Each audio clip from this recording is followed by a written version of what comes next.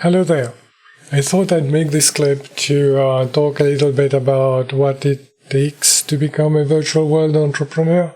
And I thought that I'd take this opportunity to share some of my own lessons.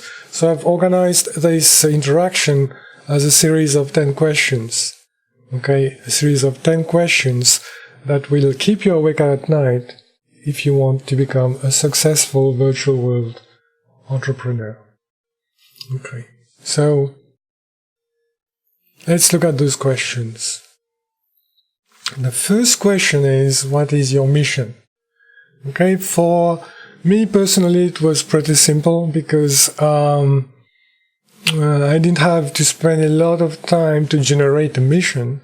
It kind of arose naturally because I used to spend a lot of time in 3D gaming environments and kind of had an understanding of what it means for people to exist in a virtual environment as avatars and how they can interact with each other and how they can collaborate. And of course, there are so many different applications ranging from collaborative learning, training, to virtual reality therapies. How I differentiate my mission from this broad brush set of missions that would target various vertical markets is that I thought that there is a need for an application layer on top of all the virtual reality operating systems that are out there.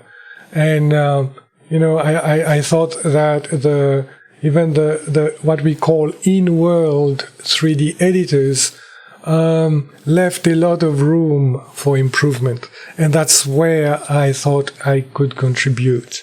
Okay, so that pretty much was the foundation of my mission. Okay, so let's move to the next question that's going to keep you awake at night. How are you going to assemble a team?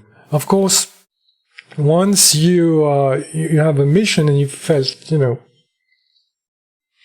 incentivized or propelled to do something about it, you will quickly find that it's not easy to do everything on your own.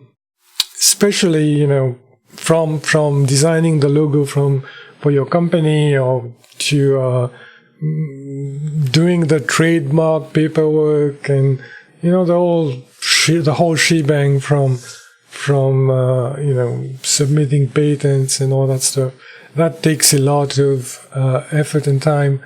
And even if you are a strong developer and a coder, there's only some amount of time that you can afford on a particular task. So definitely you need specialization, and that's why you need a team, and you need to bring people with different set of expertise and to work together. As a team leader, though, you need to be someone who is able to have like a broad range of skills so that you get to be in a position to understand what your team members are doing, and you're in a position to advise and maybe make hard decisions when they have to be taken, even in domains that are not domains you are specialized in. How long do you expect the takeoff ramp to be? Okay. What do I mean by the takeoff ramp? Well, that's the time it will take from the let's say the start time T, where you start ideating and you start coding your product, to the time when you start selling your product and kind of generate a positive cash flow. What is a positive cash flow? It's like you are no longer worried about covering the costs of production. which basically involves the amount of money you pay for your servers, your bandwidth, the amount of money you pay for your team members, and those are really what matters. And those costs really over time accumulates, and it's the sooner you start thinking about those issues, the better. It's not always possible. It's not the fun part of entrepreneurship, but it's got to be done, because I don't think most people can afford efforts with infinite, time horizons. Maybe Google can, Facebook can. They've got a big cash cow sitting there and selling our data. But, that's not us. We are still, doing the normal stuff. We are normal people, really. So, fourth question that will keep you awake at night is have you identified any sources of funding? Okay. I can share my own experience. In my own case, I was able, early on in my career, I was able to win a number of major research grant projects, and I've made a lot of money for my university I was working for. And so that kind of made me learn about grant writing and grant reviewing. In fact, I'm still a reviewer today for many federal agencies, and it gives you an idea, about budgets and where the source of funding is. So that's one. If you are in the academic sector, you can actually look into those sources of funding. Those don't come without any disadvantages, of course. I mean, a lot of research grants or training grants come with a lot of indirect costs. In some cases up to 50%. So it kind of makes things a bit difficult. Okay. Then at some point of your career, you get to choose whether you want to keep on, doing this kind of stuff, or whether you want to stretch your dollar a little bit more, and you try to, other options where you actually get out and try to start your own company and apply for, small business grants, which I'm sure you're familiar with, at least in the United States. It's quite competitive, really, and then you have to deal with. It's a process. It's not an easy one. It can be a very stressful one as well, because there will be cases where your proposal land in the hands of people who might not have, the right background to deal with these kind of project proposals. The third way of raising funding is to go and talk to venture, capitalists and people like that, and venture firms. And very quickly you will realize that, the mindset will be different. It's not like, I think most entrepreneurs go into an effort with the goal of improving something that's the state of affairs of the current state of affairs, advancing the field, making things a bit easier for people to use, for developing tangible products. But once you move into the other field and start interfacing with venture cap firms, you'll find that the main reason will always boil down to how fast you can make, the investors' money. And it's kind of a slightly different way of looking at things. Okay. So, for example, you might feel some more pressure to release products when they are not ready, or you might find more pressure to spend a larger budget or a larger proportion of your budget on marketing when you don't really think it's the right time to do it. So there are all these different things that will come. How do you pick your VR development platform? That's an interesting one, because since a decade ago there've been like a series of VR development platforms that came up, and so many of them to choose from. And you never know which one is going to be the one that's going to pan out, or one that's going to really stay for a while.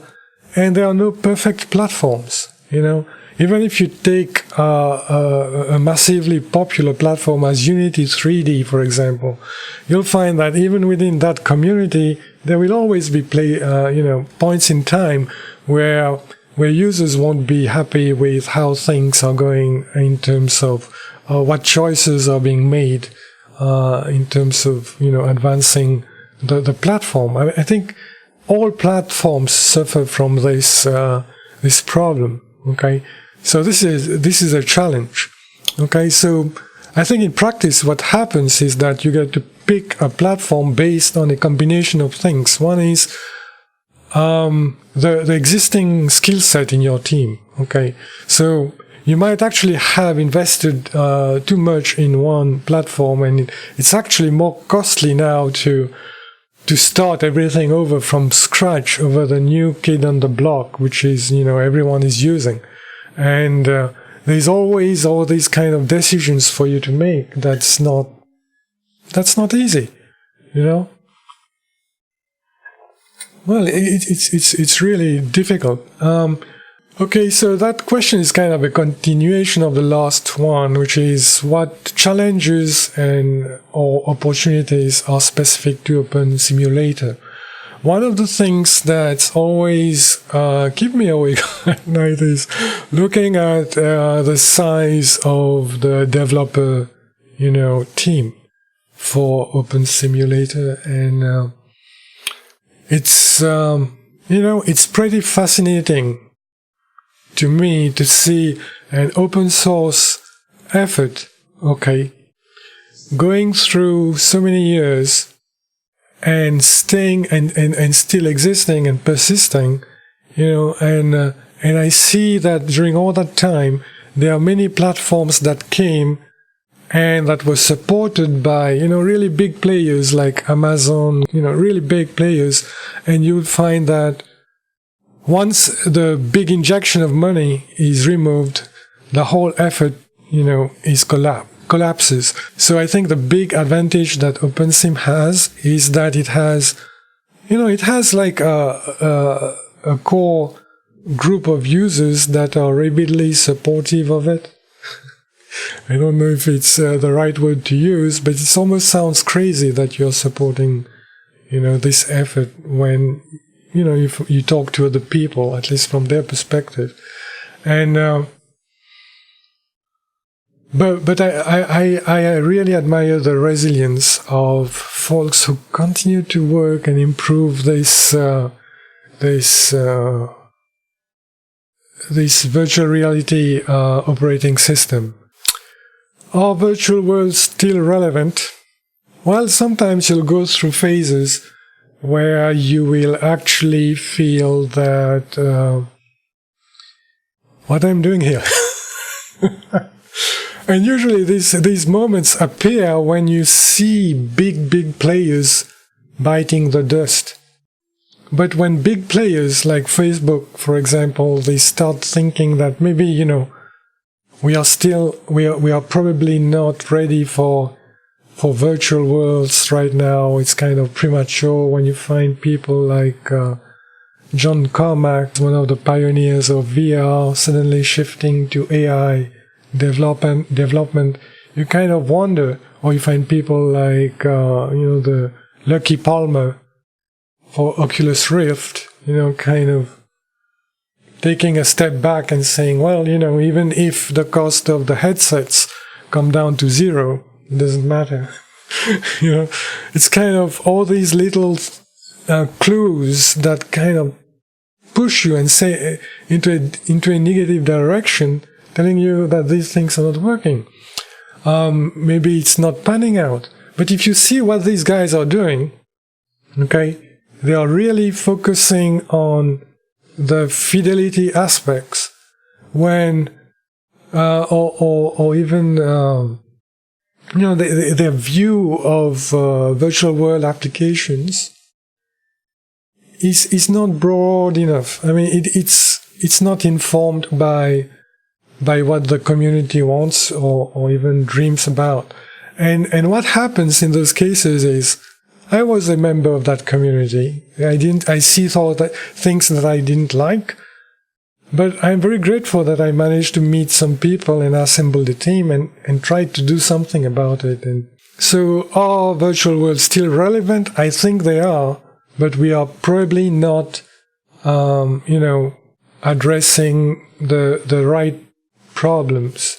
The other way I would address this question is, we are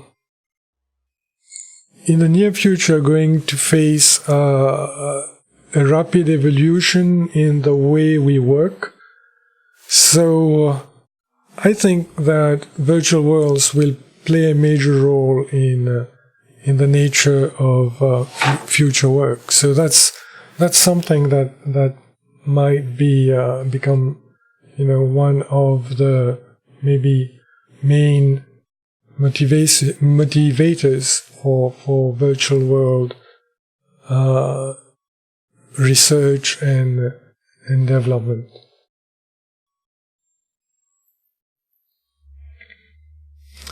Okay, so that question is related to the last one. Will virtual world environments play an important role in the future of work? Definitely yes, because our own effort is in fact putting this into practice.